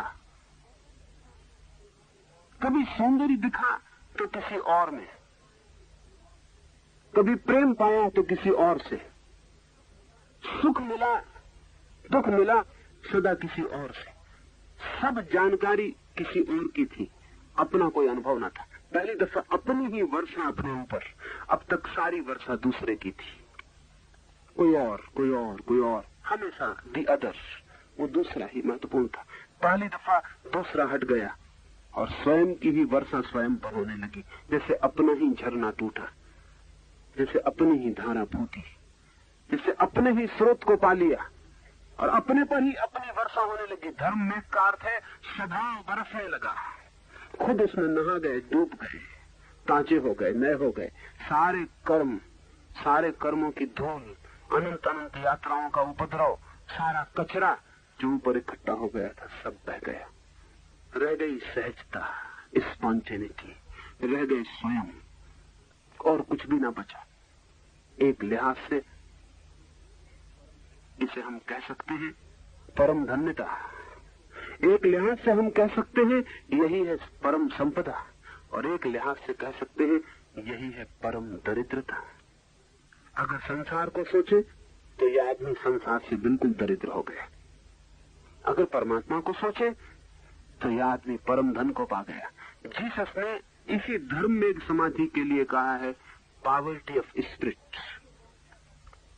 जब कोई जगह पहुंचता है तो सब भांति दरिद्र हो जाता है, उसके पास कुछ भी नहीं है अब सिवाय अपने के, सिवाय स्वयं के, और कुछ भी न बचा। इसको ही कहेंगे दरिद्रता। इसी वजह बुद्ध ने अपने सन्यासियों को स्वामी नहीं कहा, भिक्षु कहा। ये धर्म में समाधि की वजह थी। बुद्ध ने कहा कि मैं नहीं कहूंगा अपने स्वामियों को, अपने सन्यासियों को स्वामी, मैं कहूंगा भिक्षु। पर दोनों बातें एक ही अर्थ रखती हैं। अगर संसार की तरफ से देखें तो हो गए भिखारी भिक्षु, और अगर परमात्मा की तरफ से देखें तो हो गए स्वामी सम्राट। हिंदू उपयोग कर रहे थे स्वामी का उस दूसरी तरफ से कि समाधि पाकर व्यक्ति हो जाता है सम्राट, मालिक। पहली दफा अब तक भिखारी था, अब तक मांगता फिर रहा था, हाथ जोड़े था, भिक्षा पात्र फैलाया था। अब तक उसकी आत्मा सिवा भिक्षा पात्र के और कुछ भी न थी। उसमें जो भी टुकड़े कोई फेंक देता था वही उसकी संपदा थी। जूठे, उधार, बासे, दूसरों की टेबल से गिरे हुए टुकड़े वो सब इकट्ठे कर लेता था, उसी को मानता था कि मेरी संपदा है। अब तक भिखारी था। इसलिए हिंदुओं ने इस धर्म में समाधि को उपलब्ध करने वाले सन्यासी को कहा स्वामी। लेकिन बुद्ध ने कहा कि जो भी था अब तक, सारा संसार, साम्राज्य, धन सब छूट गया, कुछ भी ना बचा पराया, खुद ही बचे। दीनता आखिरी आ गई। जब आप अकेले हो, कुछ भी ना हो, कपड़ा लत्ता भी नहीं, मकान भी अपना नहीं, जमीन भी अपनी नहीं, कुछ भी अपना नहीं, सिर्फ खुद ही बचे। इससे ज्यादा दरिद्र भिखारी के पास भी खुद से कुछ ज्यादा होता है। थोड़ा होता होगा लेकिन होता है, खुद से कुछ ज्यादा। एक लंगोटी सही, लेकिन वो भी संपदा होती। एक भिखारी भी इतना भिखारी नहीं है कि अकेला ही हो, कुछ भी ना हो। बुद्ध ने अपने भिक्षु को कहा कि संसार इस तरह छूट जाए तुमसे कि कुछ भी ना बचे, संसार की रेखा भी ना बचे, तुम बिल्कुल भिखारी हो जाओ संसार की दृष्टि में। और ये दोनों बातें एक हैं। संसार की तरफ से जो हो जाए भिखारी, आत्मा की तरफ से हो जाता है स्वामी। आत्मा की तरफ से जो हो जाए स्वामी, संसार की तरफ से हो जाता है भिखारी। इसीलिए भिक्षु को हमने इतना आदर दिया जितना हमने किसी स्वामी को कभी नहीं दिया। हमने भिक्षु को उस सिंहासन पर बिठा दिया जहां हमने किसी सम्राट को कभी नहीं बिठाया। भिक्षु आदृत हो गया शब्द। कभी कभी भाषा में भी भिक्षु शब्द का मतलब तो भिखारी होता है, और किसी को भिखारी कहे तो झगड़ा हो जाए। लेकिन बुद्ध ने अपने परम धन्य शिष्यों को भिक्षु कहा, और जिसको भिक्षु कह दिया वो धन्य भागी हो गया। कभी कभी भाषा में ऐसे लोग बड़ी अड़चने डाल जाते हैं, बुद्ध जैसे लोग भाषा को अस्त व्यस्त कर जाते हैं। भिखारी का मतलब साफ था, खराब कर दिया, नया ही अर्थ दे दिया। भिक्षु हो गया सम्राट, सम्राट भिक्षु के पैरों में गिरे तो ये भिक्षु परम गरिमा हो गई। धर्म मेघ समाधि एक तरफ से बना देगी भिखारी, एक तरफ से बना देगी सम्राट। इस समाधि द्वारा वासनाओं का समूह पूर्णतः लय को प्राप्त होता है, और पुण्य पाप नाम के कर्मों का समूह जड़ से उखड़ जाता है। ध्यान रखना, पुण्य पाप दोनों। यही उपनिषद के चिंतना की गहराई है। पुण्य पाप दोनों का समूह, वो अच्छा किया था वो भी, जो बुरा किया था वो भी, दोनों का समूह जड़ से कट जाता। ये मत सोचना कि परमात्मा के पास जब पहुंचेंगे तो अपने पुण्य का बैंक बैलेंस साथ लिए रहेंगे कि धर्मशाला बनवाई थी, एक क्या हिसाब रखा उसका, कि एक मंदिर बनवा दिया था, कि इतने ब्राह्मणों को भोजन करवा दिया था। उसका हिसाब अगर लेके पहुंच गए तो दरवाजे पे भला स्वर्ग लिखा हो, भीतर नरक ही पाएंगे, कोई स्वर्ग मिलने वाला नहीं। पाप और पुण्य इस जगत की भाषा में ऊंच नीच। पाप बुरा है, पुण्य अच्छा है, समाज की दृष्टि से ठीक है। लेकिन उस परम दृष्टि में पाप पुण्य दोनों ही व्यर्थ हैं, क्योंकि वहां कर्ता होना पाप है, अकर्ता होना पुण्य है। वहां तो सीधी बात है एक कि वहां जो अकर्ता है, निरअहंकारी है, वही प्रवेश कर पाएगा। वहां तो वही प्रवेश कर पाएगा जो है ही नहीं, जो मिट गया और शून्य होके जा रहा है। अगर थोड़े से भी आप हैं तो रास्ता बहुत सकरा है, आप प्रवेश न कर पाएंगे। जीसस का वचन, उसका आध्यात्मिक अर्थ कभी भी नहीं किया गया। असल में पश्चिम के पास आध्यात्मिक अर्थों की खोज करने की क्षमता नहीं, इसलिए जो भी अर्थ होता है वो सांसारिक हो जाता है। जीसस का वचन है कि सुई के छेद से ऊंट निकल जाए, लेकिन धनी आदमी मेरे प्रभु के राज्य में प्रवेश न कर पाएगा। लेकिन पूरी ईसाईयत के 2000 साल और एक बार भी किसी ने इस वाक्य की ठीक व्याख्या नहीं की। 2000 साल लंबा वक्त। सारी व्याख्या ये हुई कि धनी आदमी स्वर्ग नहीं जा सकता। ऊंट के निकल जाने की संभावना है सुई के छेद से, जो कि नहीं हो सकता। सुई के छेद से ऊंट कैसे निकलेगा? जो नहीं निकल सकता वो भी जीसस कहते हैं हो सकता है निकल जाए। कोई तरकीब खोज ले, कोई रास्ता बन जाए कि सुई के छेद से ऊंट निकल जाए, लेकिन धनी आदमी स्वर्ग के द्वार में प्रवेश नहीं पा सकेगा। इसका सीधा सीधा अर्थ जो हो सकता था वो ईसाईयत ने लिया, वो इसका अर्थ नहीं है। धनी आदमी से अर्थ है उस आदमी का जो थोड़ा भी लगता है कि मेरे पास कुछ है, जिसे लगता है कि मेरे पास कुछ है, वो धनी आदमी। जिसको ख्याल है कि मेरे पास कुछ है वो धनी आदमी है। तो अगर किसी को लगता है कि मैंने पुण्य कमाया है, ये धनी आदमी। किसी को लगता है मैं साधु था, संयमी था, तपस्वी था, ये धनी आदमी। धनी आदमी का मतलब हुआ कि जो कहता है मेरे अलावा भी मेरे पास कुछ है, वो धनी आदमी है। अगर ये कहता है मैंने इतनी प्रार्थनाएं की, इतने उपवास किए, इतने दिन धूप में खड़ा रहा, पैर पे ही खड़ा रहता था, बैठता भी नहीं था वर्षों तक, मैंने दरिद्रों की इतनी सेवा की, इतने अस्पतालों में गया, ये किया वो किया, अगर इसके पास कुछ भी कहने को है कि मेरे पास इतना है, तो यह आदमी धनी आदमी है। अब सूत्र को फिर सुन ले, ऊंट गुजर जाए सुई के छेद से, लेकिन धनी आदमी मेरे स्वर्ग के राज्य में प्रवेश नहीं कर सकेगा।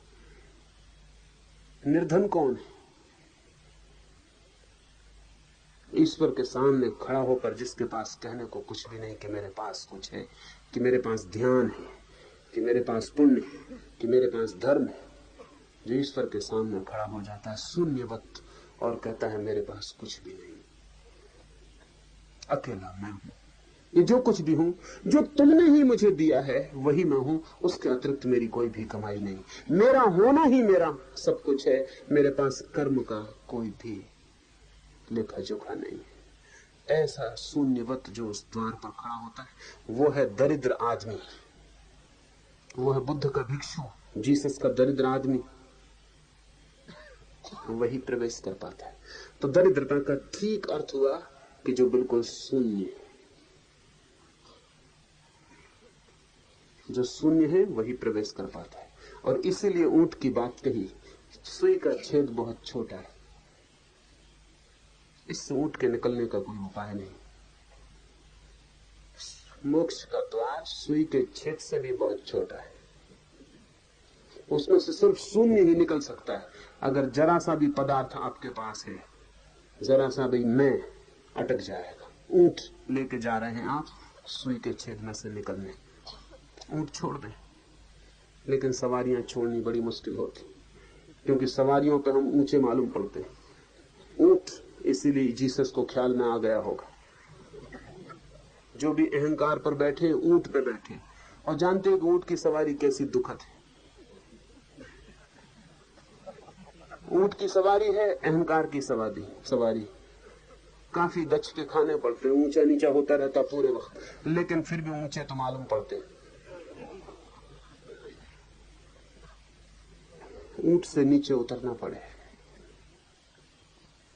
जो भी आपके पास है वो कर्म से मिला है, जो भी कर्म से जो भी मिला है उसकी सीमा मन है। आत्मा तक कर्म से मिला हुआ कुछ भी नहीं पहुंचता।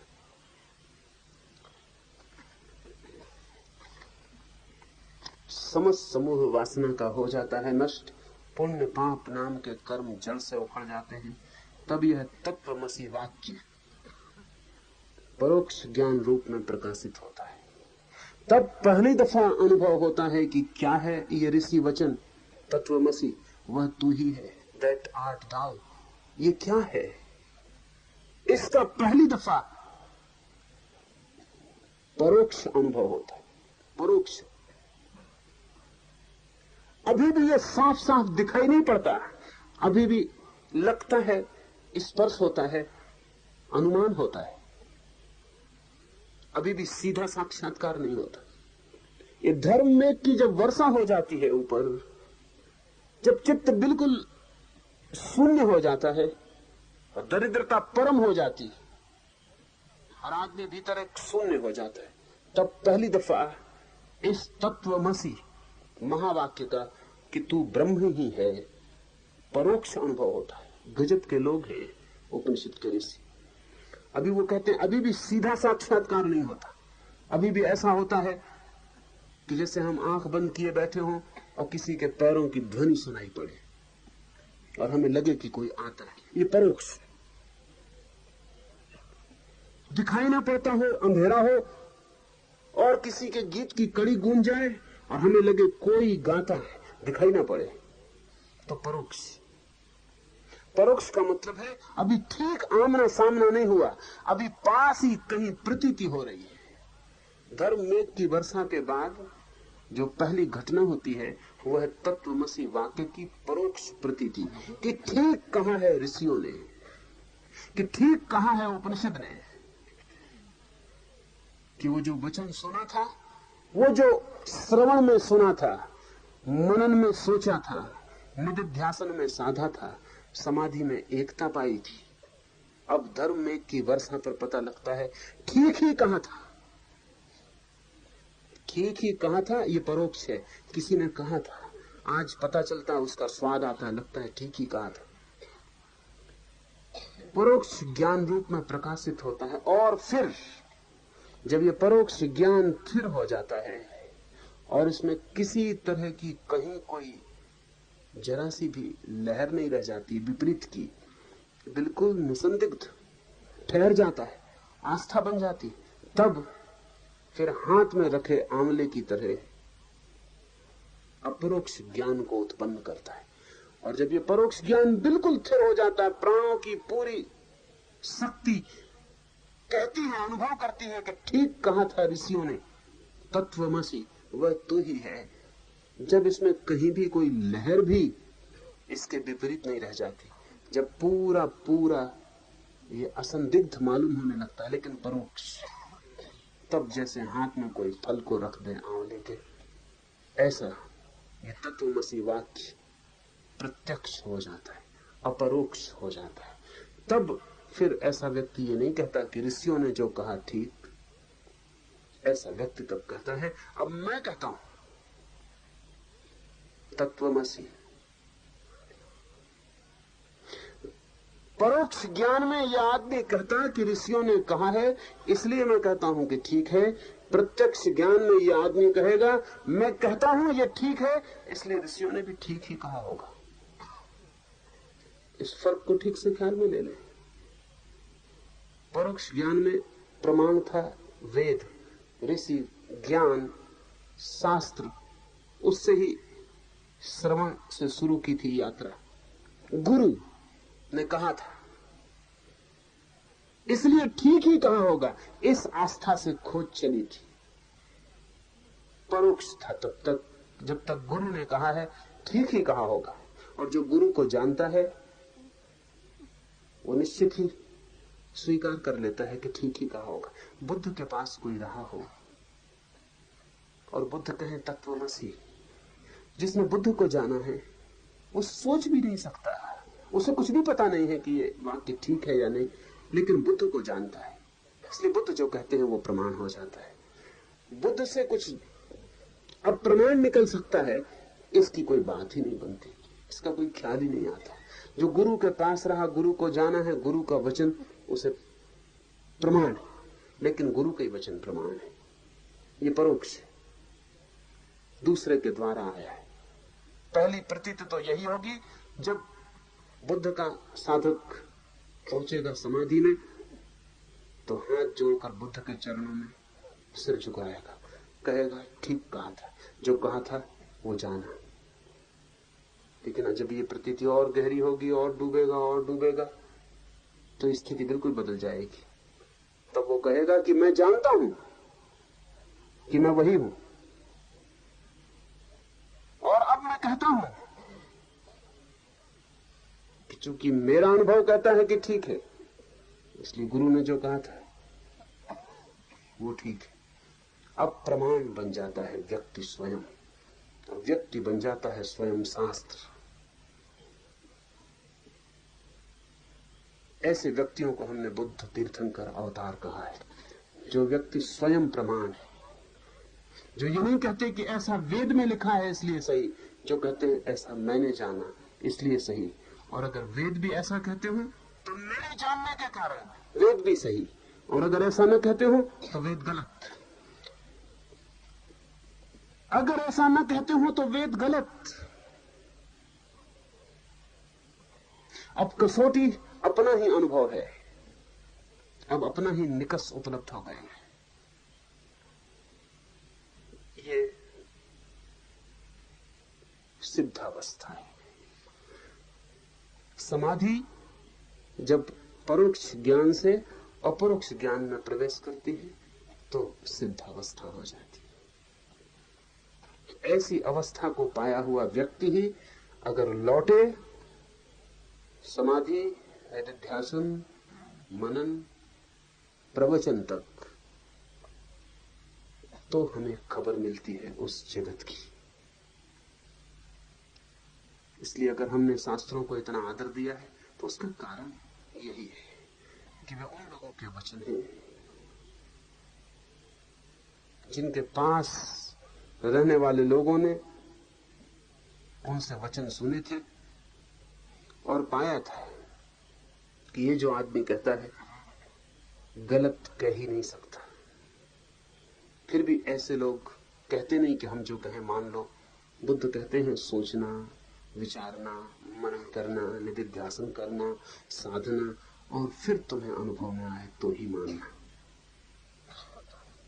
बुद्ध कहते हैं मैं कहता हूं इसलिए मत मानना, बुद्ध कहते हैं इसलिए मत मानना, शास्त्र कहते हैं इसलिए मत मानना, खोजना। और जब स्वयं का अनुभव बन जाए तो गवाह बन जाना।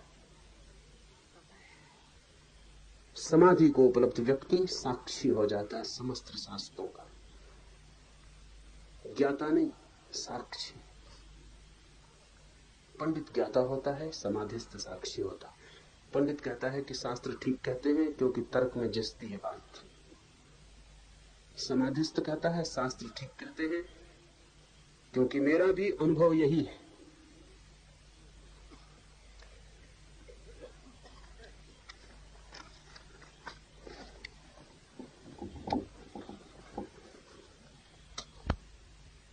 In the morning, we discussed 4 steps: right listening, right thinking, right meditation, and right samadhi. This sutra goes beyond samadhi. This sutra says samadhi is the door into the unknown. Not only the unknown, but the unknowable. It opens into the eternal, into the infinite. The moment you enter samadhi, you have to leave your mind behind. Your mind cannot enter samadhi. You can enter, but not your mind. Unless you can leave your mind behind, samadhi is not for you. Your luggage, thinking, memories, karmas, your all past lives, the whole luggage which is your mind, has to be left behind. When you have left your mind behind, and this is a basic condition, the mind cannot enter samadhi, only you can enter. Why? Because you are at the center. Mind is just the periphery. If you want to enter the center, you have to leave the periphery. You cannot go with the periphery to the center. If you insist that I will take my periphery, my circumference to the center, then you will remain on the circumference. Howsoever you endeavor, if you cling to the circumference, you can never enter the center. Entering the center means leaving the periphery, leaving the circumference. Mind is the circumference. This is a basic condition. Samadhi means entering into yourself without the mind. But if you enter samadhi without the mind, you cannot feel samadhi. This is the essence of this sutra. You cannot feel. You cannot think. Really, you cannot know what is happening, because the knower, the instrument of knowledge, is the mind. It is as if you enter a garden. Your eyes are weak, and you cannot see without your specs. And this is the condition. At the gate you have to leave your specs. So you enter without specs. You enter the garden, but you cannot see, because the very instrument of seeing is not with you. Mind is the instrument to know, to feel, to recognize. Mind has been left. So a man who enters samadhi enters totally ignorant, just like a child. Jesus says, be like children. Only then you can enter into my kingdom of God. Be like small children. At the door of samadhi, everyone is like a child with no mind, just being pure and simple and innocent. But then you cannot see what is happening. You cannot feel what is happening. The happening is there, and you are too much in it, and there is no distance. Mind creates the distance between the known and the knower. If there is no mind, the known and the knower merge. They become liquid. They enter into each other, and the distance cannot be maintained. And without distance, knowledge is impossible. So in samadhi, you know nothing. In samadhi, knowing, the knower, the known, they all cease, and they become one ocean, just one unity, liquid, flowing. That doesn't mean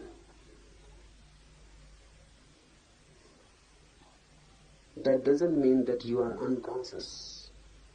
You are conscious, fully conscious for the first time.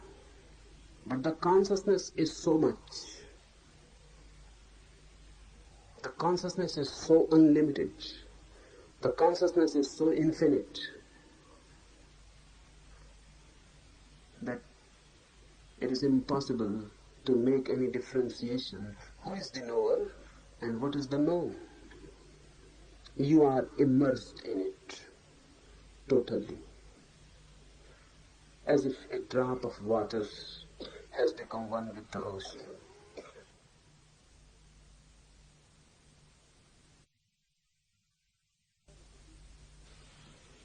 That is a beautiful story, and Ramakrishna used to repeat it many times.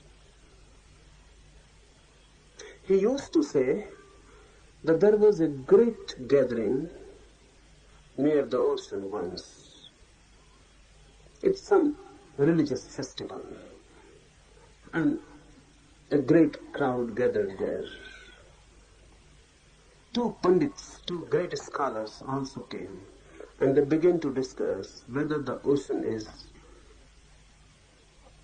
unfathomable or fathomable, whether the ocean can be measured or not measured. So they discussed around and around. Discussions are always around and around. You go on beating the bush around and around. No discussion goes deep and direct. It cannot. One simple man, just a villager, an innocent one, he said, I have been listening to your discussion. Days have passed and there seems to be no conclusion. And I think I am an ignorant man. I suggest that unless you go deep into the ocean, how can you decide whether it is fathomable or not? You remain on the bank and you go on discussing. And you go on arguing, quoting scriptures and authorities. But I ask a simple question, have you been to the ocean?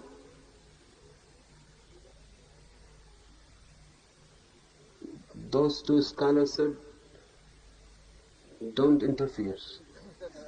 You don't know scriptures. But the poor man said, I know the ocean.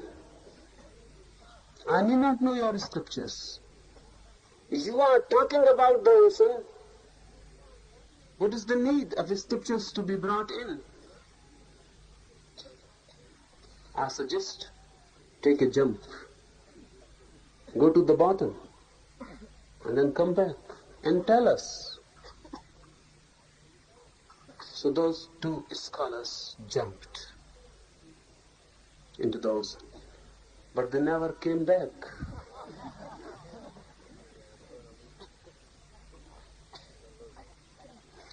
Ramakrishna says they never came back because those two scholars were really men of salt. So the more they went in, they began to melt. They were just salts. Their bodies were made of salt. In a way, it is not very inconceivable. Our bodies are made of ocean water. They are salty. Really, in your body there is 75% water. 75%. And the water is just the water which is found in oceans. The proportion of salt in your bodies is the same as it is in the ocean water. Because man is just a developed form of fish and nothing else. So the story is not very absurd. Man comes from ocean and is salty. So those two scholars were men of salt. Their bodies were made of salt. They came out of ocean. Everyone has come out of ocean. Now science says that man is out of ocean. Just a developed form of fish, nothing else. And who can say whether developed or not? If you ask the fishes, they cannot say. They will say, fishes gone astray, out of ocean. Gone astray. They cannot say developed. There seems to be no reason. Only in man's reason it seems man is developed. In fish's reason, it cannot seem so. They never came back. The crowd waited and waited and waited. Ramakrishna used to say, they cannot come back. Because the deeper they went, the more they melted. And when they reached to the water, they were no more. So who can come and who can say? When you leave mind behind, you leave the bank. You take a jump into the ocean, and you are part of the ocean, just a salt. When you enter into samadhi, you take a jump into the ocean of consciousness, and you are consciousness. So when consciousness takes a jump into greater consciousness, infinite consciousness, it becomes one. The division is lost. You cannot experience anything. You experience the absolute, but you cannot say it is an experience. You cannot feel it as an experience. This sutra says, when the consciousness comes back to the mind again and looks from the specs of the mind retrospectively, what has happened? Then it infers. So all knowledge about God is inference. Those who have known, they too have to think it, remember it, live it back in memory, through the mind, then they can say what has happened. Bliss, existence, consciousness, Satchidanand. This is not the experience itself. It is mind looking at the experience. That's why the division. There was no division in the experience itself. Mind divides into three.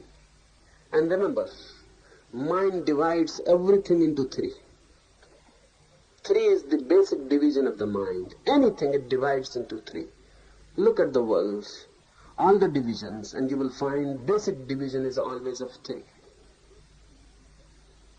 Always three. Not only in religion, but in science also. Now they say, when the atom was split, now they say, the basic unity of atom is constituted of three elements: electron, neutron, positron.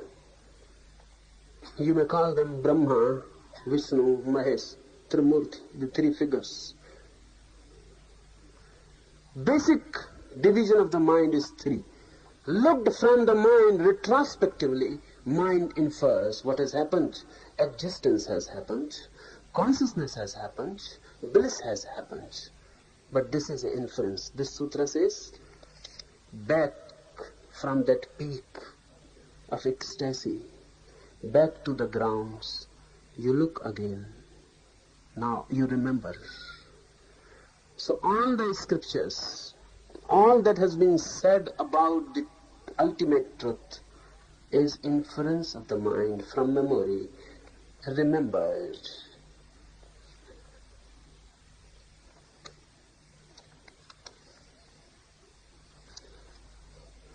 In samadhi,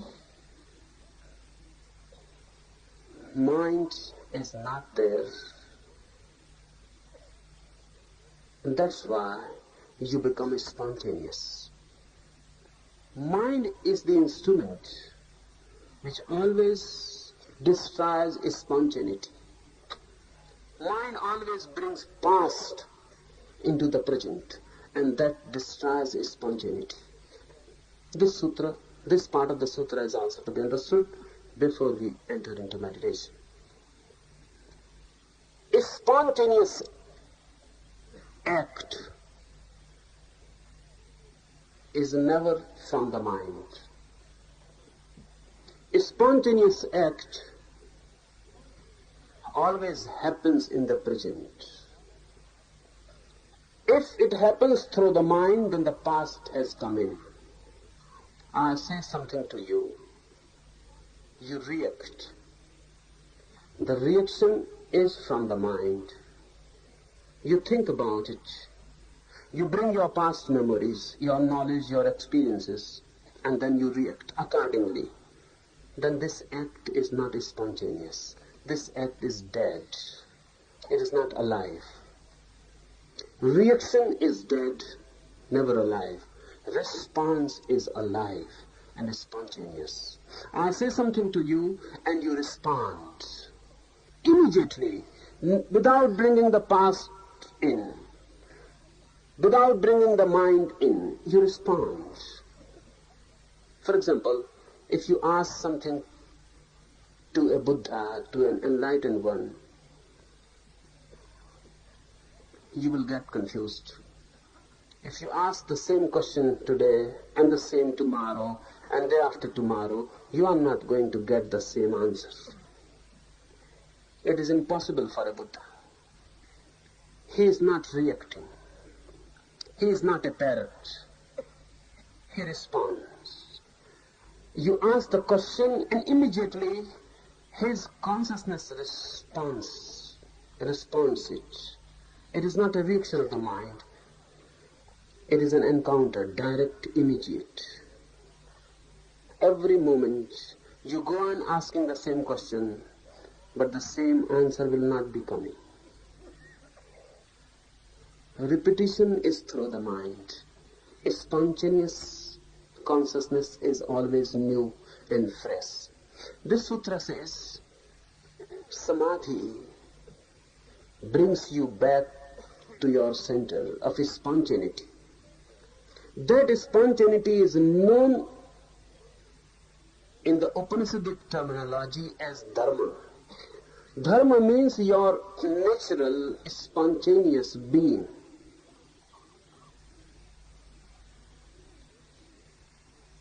Spontaneous, natural being, undistorted by the mind. Your natural, spontaneous mirror, undistorted by anything. Pure and innocent. Through Samadhi, you become spontaneous. Really, through Samadhi, you become religious. Before that, you can belong to a religion, but you are not religious. You can be a Christian, you can be a Hindu or a Mohammedan, but you are not religious. You belong to a certain organization, a certain church, a certain sect. This belonging is mental. When you enter Samadhi for the first time, you come into the world of Dharma, real religion. Now you become spontaneous. You become natural. Nothing is imposed from the mind. You act in totality, moment to moment. Your acts become atomic, always new and fresh and young. Whatsoever you do now is always fresh. This freshness of being is known as dharma. This is what a religious mind is. And unless you become a religious mind in this way, through Samadhi, you cannot know what is meant by this Mahavakya, Tattvamasi, that art thou. When you become spontaneous, then you know you are that. In the ultimate, with the ultimate, now you are one. Now your finite being is not finite. And now the divine is not far away. Now you are divine, and the divine is you. The duality is lost. You become for the first time a knower that this sutra of Tattvamasi, that art thou, is real, authentic. Now you can become a witness. Now you can say that this is so because I have known it. And unless you can say, I have known it, nothing is worth. Just a few days before, a theologian came to me and he began to talk about God. I asked him again and again, please tell me, have you known? Have you seen? But he began to quote Bible. He began to quote scriptures. And he says, this is written there and that is written there. I told him, it may be written. I accept that it is written there, but that's not my question. I am asking whether you have known it. But he will not answer the question. He will again repeat that Jesus has said this. In the New Testament, he opened the book. He had a book of New Testament in his pocket. He opened the book and he began to read. I told him again and again, don't read it. I have read it already. So I know what is written in it. Tell me directly, have you seen? Have you realized? But there was no answer. If someone asks you, have you seen the divine? And if you go on quoting Upanishads,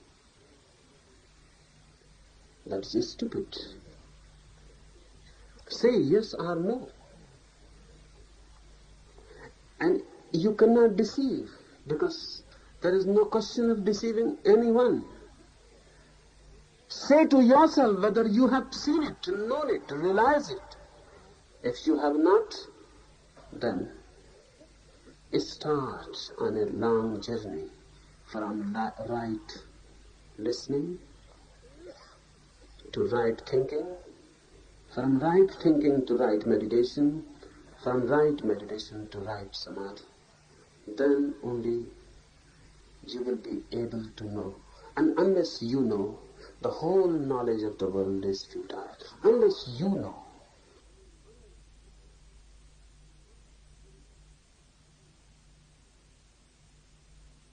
अगर यह video आपको अच्छी लग रही हो तो video को like और चैनल को सब्सक्राइब करें।